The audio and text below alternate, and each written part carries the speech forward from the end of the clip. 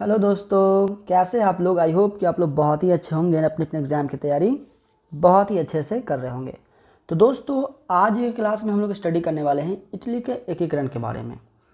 जैसा कि आपको पता है कि हम लोग क्या कर रहे हैं, अभी हम लोग क्लास 10th में एसएसटी में सोशल साइंस में हम लोग हिस्ट्री का चैप्टर फर्स्ट यूरोप में राष्ट्रवाद की स्टडी हम लोग कर रहे हैं, है ना।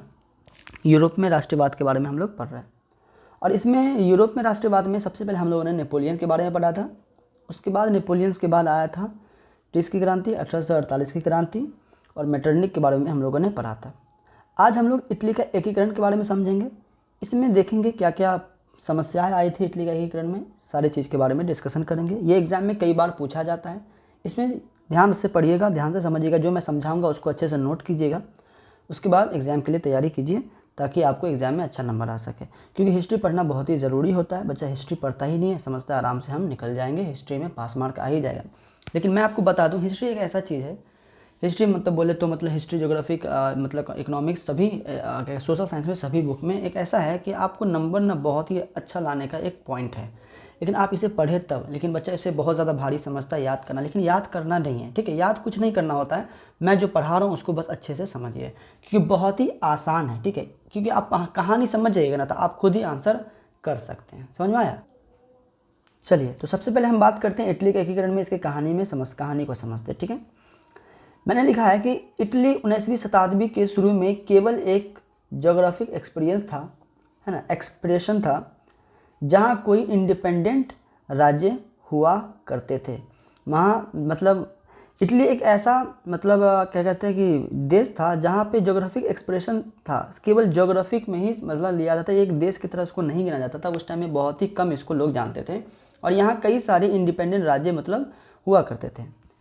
कहता है कि इस कारण वहाँ अलग रहने की भावना थी, मतलब कई सारे इंडिपेंडेंट राज्य थे, सब राज्य जो था वो अपना अपना हिसाब से काम करते थे, और यहाँ इसी के कारण अपने अपने हिसाब से रहते थे, तो लोग को रहने की अलग अलग भावनाएं थी, है ना, अलग अलग रहने का भावना थी।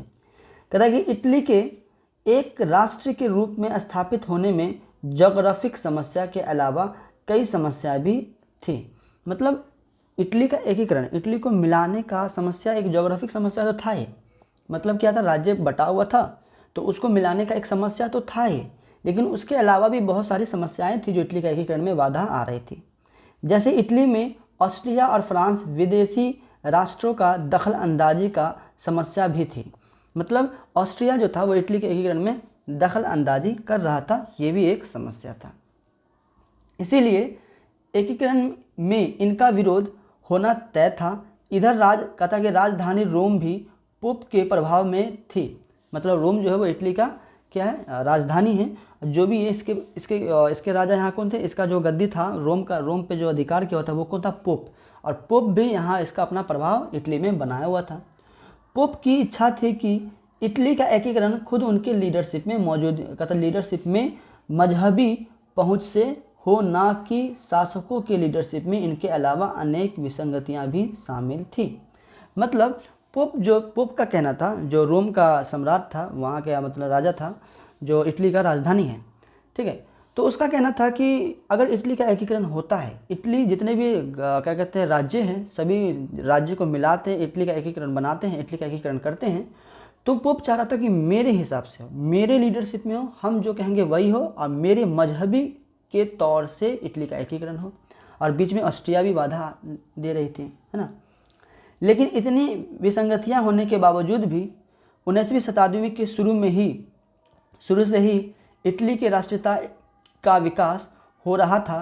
फ्रांस में होने वाली घटनाओं का प्रभाव भी यहाँ स्पष्ट रूप से पड़ रहा था।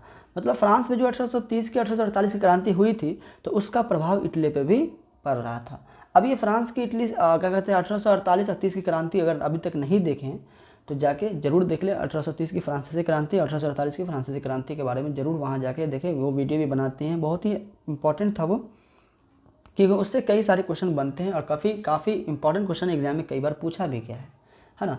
तो जब फ्रांस में क्या कहते हैं कि क्रांति हुआ था, फ्रांसीसी क्रांति 1848-38 की क्रांति, तो 48 की क्रांति जो हुआ था तो उसका प्रभाव जो था वो इटली में भी आके पड़ गया था, ये चीज़ याद रखना।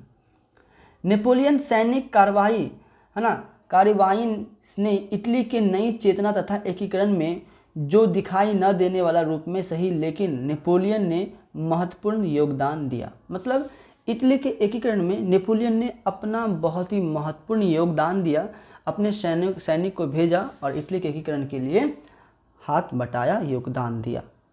कहता है कि इटली के जीत के बाद जब योगदान हुआ तो इटली के जीत के बाद नेपोलियन ने योगदान दिया तो इटली का एकीकरण हुआ, तो इटली का जीत हो गया। अब इटली का जीत हुआ तो नेपोलियन ने इसे 3 गणराज्यों में बांट दिया। मतलब अब ये जो इटली था वो कई सारे राज्यों में बटा हुआ था, तो सबको मिलाया और फिर मिलाने के बाद नेपोलियन ने 3 राज्यों में बांट दिया। और कहता है कि सिस्पाइन गणराज्य के रूप में कहता है कि लिगुलियन तथा ट्रांसपेंड उनके आने जाने का व्यवस्था को भी सही किया। मतलब 3 गणराज्य के रूप में बांट दिया और जो आने जाने का रास्ता था, जो रोड सड़क था, उसको भी अच्छा किया ताकि आने जाने में कोई समस्या ना हो। ठीक है, चुस्त दुरुस्त किया तथा पूरे क्षेत्र में को एक शासन के अंदर लाया। मतलब नेपोलियन ने क्या किया था कि इटली का एकीकरण करके उसे 3 गणराज्यों में बांटा और 3 गणराज्यों में बांटने के बाद सभी पूरे गणराज्यों को एक शासन में लाया। मतलब एक शासन में क्या किया, ले आया। मतलब उस पे तीनों राज्य पे मतलब एक ही आदमी का अधिकार था, ऐसा वो राज्य बना दिया, ऐसा गणराज्य बनाया। इन सभी कारणों से वहाँ जागरूकता आई। नेपोलियन के भागने के बाद वियना कांग्रेस द्वारा इटली को पुराने रूप में लाने के उद्देश्य में इटली के 2 राज्यों पिडमान और सर्डिनिया का एकीकरण कर दिया गया। ठीक है, मतलब जब नेपोलियन कहाँ भाग गया, क्यों भाग गया, इसका कहानी अगर आपको समझना है तो आपको ना सबसे पहला वीडियो देखना होगा नेपोलियन कौन था। देखिए नेपोलियन जो था एक सेनापति था, बहुत दिमाग का दार इंसान, बहुत चालाक और बहुत ज़्यादा युद्ध किया वो बहुत, लेकिन उसे बाटुल युद्ध में वो हार हो गया उसका।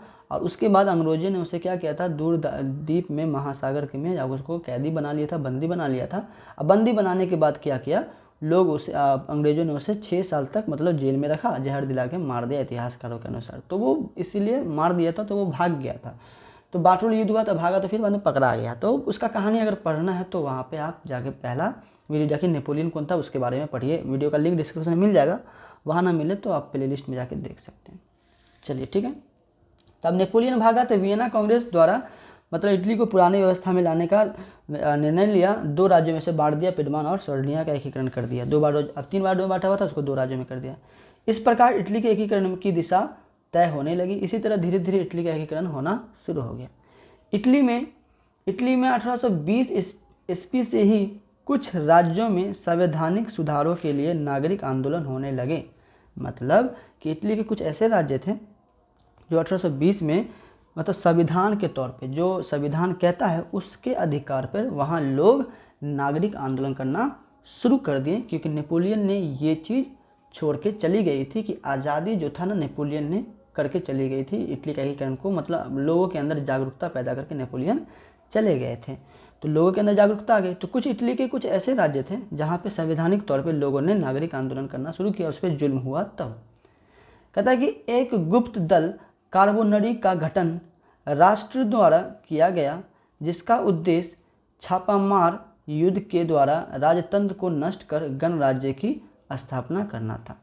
मतलब एक लोगों द्वारा एक कार्बोनरी गठन का एक कहता है कि राष्ट्रवादियों द्वारा किया गया, मतलब एक कार्बोनरी गठन बनाया गया।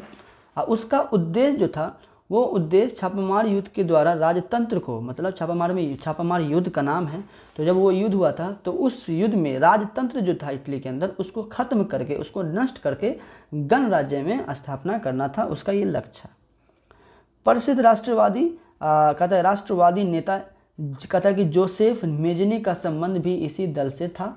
किस दल से? कार्बोनरी दल से। ये चीज़ आप याद रखें, कार्बोनरी दल से मेजनी का भी संबंध था।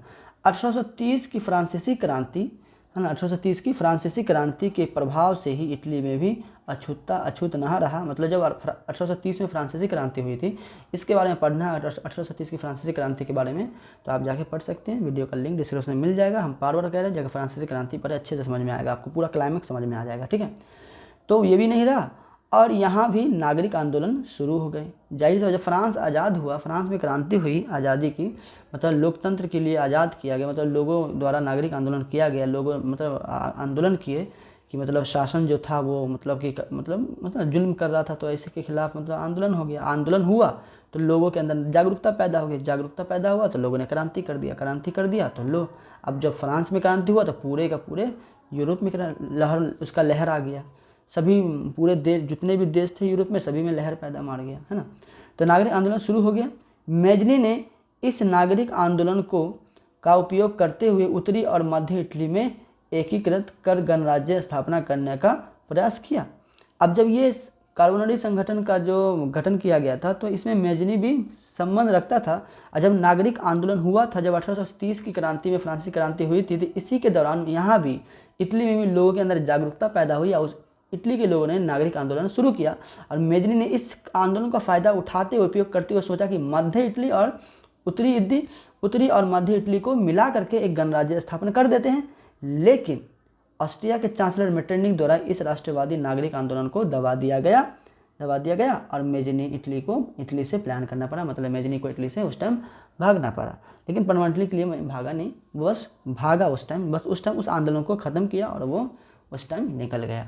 अभी मतलब छोड़ देते हैं, बाद में देखेंगे, ऐसा कह के वो उस टाइम निकल चुका था। तो ये आंदोलन को दबा दिया गया। तो ये था मैं इटली का एकीकरण में। अब आगे देखते हैं कि मेजनी जो आया था, ये मेजनी है कौन जो बीच में कार्बोनरी सदस्य में आया, ये है कौन, इसके बारे में हम लोग अगले क्लास में स्टडी करेंगे। आज के लिए इतना ही, फिर मिलते हैं अगले क्लास में। अगर अभी तक चैनल पर नए थे, चैनल को सब्सक्राइब जरूर कर लेना, ताकि अगला क्लास अपलोड करूँगा तो उसका नोटिफिकेशन सबसे पहले आपको मिलेगा। चलिए फिर मिलते हैं, खुदा हाफिज़। फिर मैं कहूँगा अगर पिछला वीडियो नहीं देखे तो जाके वीडियो जरूर देखें, वीडियो का लिंक डिस्क्रिप्शन में मिल जाएगा, वहाँ ना मिले तो प्लेलिस्ट में जाके आप जरूर देख लें। Thank you for watching video.